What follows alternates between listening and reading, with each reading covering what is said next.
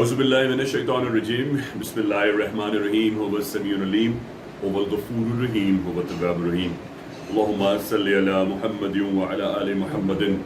دربار امامزادہ عبداللہ شاہ لشکر غازی بابا پاکستان سے السلام علیکم ورحمۃ اللہ وبرکاتہ۔ حضور عبداللہ شاہ لشکر غازی بابا کی جود و سخا کی ہستی، آپ کا دربار پاک و ہند میں سب سے قدیم درباروں میں ہے۔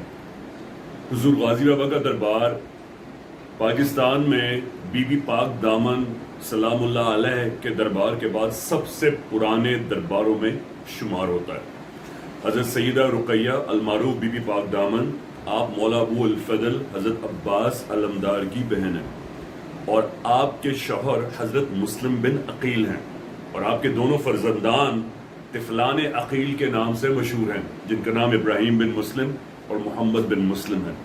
اور حضرت مسلم بن عقیل جیسا کہ نام سے ظاہر ہے حضرت عقیل کے بھائی ہیں، حضرت عقیل کے فرزند ہیں، اور حضرت مولا علی کے شجرے مبارک سے سفیر حسین ہیں۔ سفیر حسین آپ کو اس لیے کہا جاتا ہے کہ آپ امام علی مقام حسین بن علی بن ابی طالب علیہ السلام کے حکم پر سب سے پہلے کربلا پہنچے، اور شہدائے کربلا میں شہید ہونے والے سب سے پہلے تھے۔ اس کے بعد جو لوگ باقی بچے ان کو یزید کی فوجیں چن چن کر شہید کرتی رہیں، جن میں سے حضرت بی بی پاک دامن بھی تھیں، اور آپ اپنی عصمت کو، عفت کو، اپنے دامن کو بچا بچا کر اس طرح لاہور پہنچی، اسی لیے آپ کو بی بی پاک کہا جاتا ہے۔ ان کے بعد جو سب سے عظیم الشان اور قدیم دربار ہے وہ سرکار عبداللہ شاہ لشکر غازی بابا کا ہے۔ میں نے اپنی ریسرچ میں اس کے علاوہ بھی چند اور دربار قدیم دیکھے ہیں، جس میں حضرت نوری شاہ بابا کا بھی دربار ہے، جس میں حضرت گل حیدر حسن شاہ صحابی کا دربار حیدرآباد میں ہے، وہ بھی ہے۔ اس کے علاوہ اصحابہ اکرام کی جو قبور ہیں وہ گجرات اور سرگودا شہر میں آتی ہیں، لیکن آل رسول اہل بیت کی امامت کے اگر جو امام زادے ہیں جن کا رتبہ اور نسبت سب سے جلیل القدر ہے، وہ بی بی پاک دامن اور سرکار عبداللہ شاہ لشکر غازی ہیں۔ سرکار عبداللہ شاہ لشکر غازی بابا کیا یہ جو ریسنٹلی 2022 میں عرس گیا ہے، آپ کے عرس کو 1292 سال ہو گئے، یعنی کہ غازی بابا کا یہ 1292واں عرس گزرا ہے۔ اب آپ خود سے کیلکولیٹ کر لیجئے، پوری ایک صدی نہیں، یہ 10 صدیوں کے بعد 12 صدیاں گزری ہیں، اور اس کے بعد پھر 92 آ گیا، یعنی کہ 8 سال کے بعد یہ 1300 سال کی بات ہو جائے گی۔ آپ اندازہ کیجئے کتنی جلیل القدر جلیل الاحسن ہستی ہوگی غازی بابا کی۔ غازی بابا کے ہم اثر ایک آپ کو میں اوور ویو کر دوں تاکہ آپ کو اندازہ ہو جائے۔ حضرت امام باقر علیہ السلام اور حضرت امام جعفر صادق علیہ السلام کے ہم اثر ہیں، 17 برس کے جوان تھے سرکار عبداللہ شاہ غازی، اور آپ حضرت امام موسیٰ کاظم علیہ السلام سے عمر ظاہری میں 30 برس بڑے ہیں۔ آپ کی ولادت حضرت زین العابدین کے 3 برس بعد ہوئی۔ آپ نے حضرت امام ابو حنیفہ اور حضرت شیخ حماد کا عہد دیکھا۔ آپ تصور کیجئے کہ عامر بن واصلہ، عطا بن رباح تابعی، حضرت امام ابن سیرین، حضرت شیخ حماد، عامر بن واصلہ، اور جیسا میں ذکر کر رہا ہوں عطا بن رباح تابعی، یہ سرکار عبداللہ شاہ غازی بابا کے ہم اثر رہے ہیں، اور یہ جتنے اصحابہ کے میں نام لے رہا ہوں انہوں نے لگ بھگ 250 سے لے کے 300 400 اصحابہ کرام کی زیارت کر رکھی ہے۔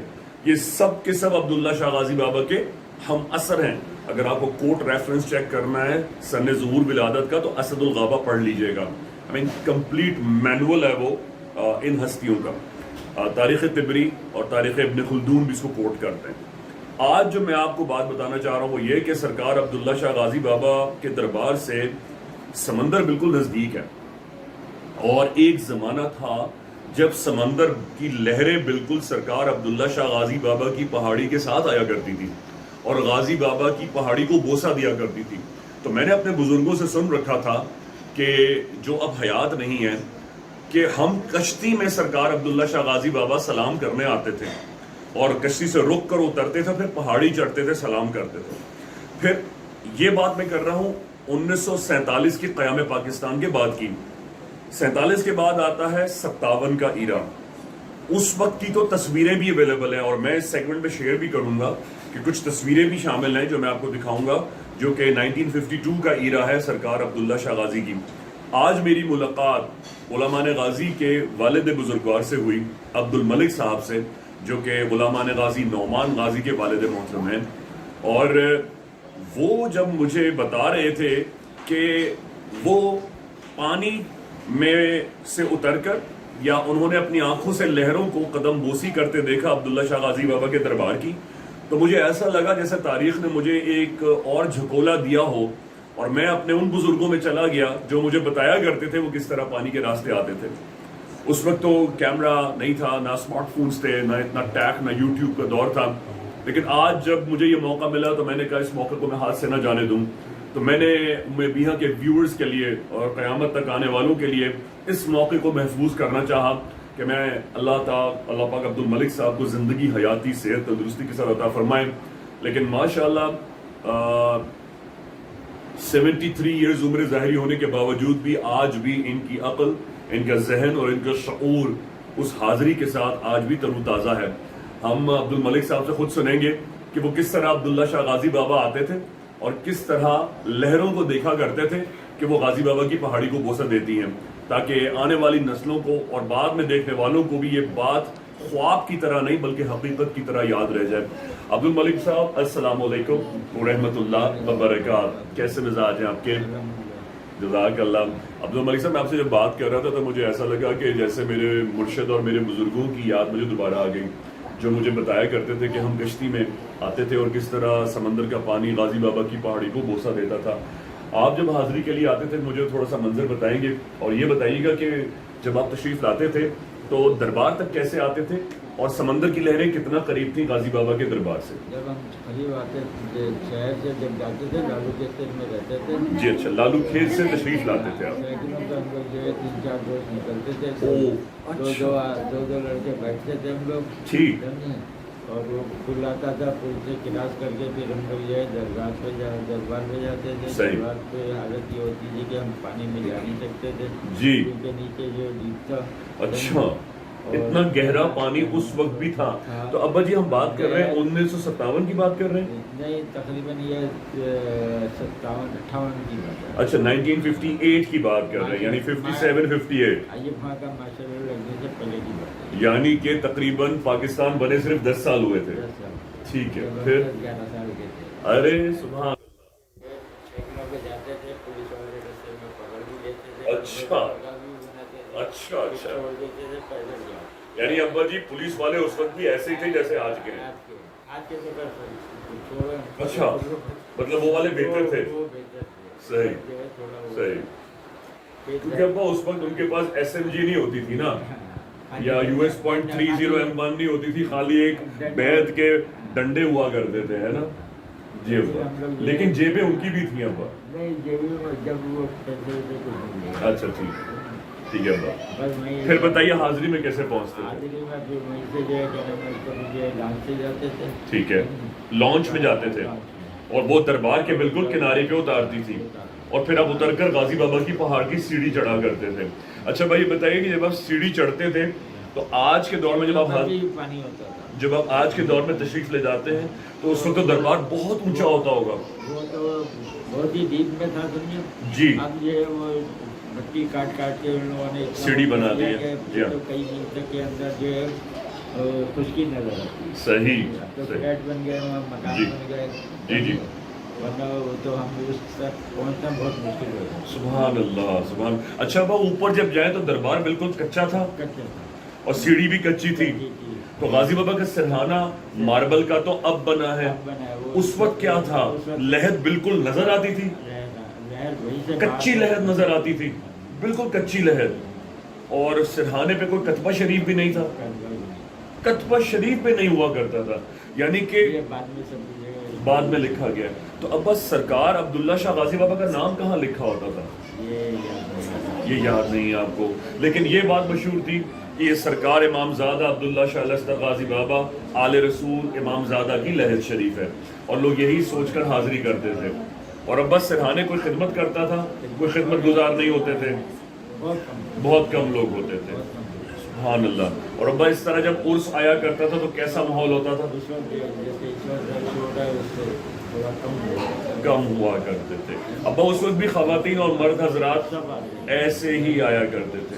اچھا میں نے یہ بھی سنا تھا ٹھٹا بھی جاتے تھے جی عبداللہ شاہ صاحبی کے پاس. جی ہاں وہاں بھی آپ جاتے تھے. ٹھٹا میں اور بھی بزرگان دین ہیں, عبداللہ شاہ صاحبی ہیں, جلالی شاہ بابا ہیں, حضرت اسی طرح داتار ہے, حضرت میرا علی شاہ داتار کا دربار ہے.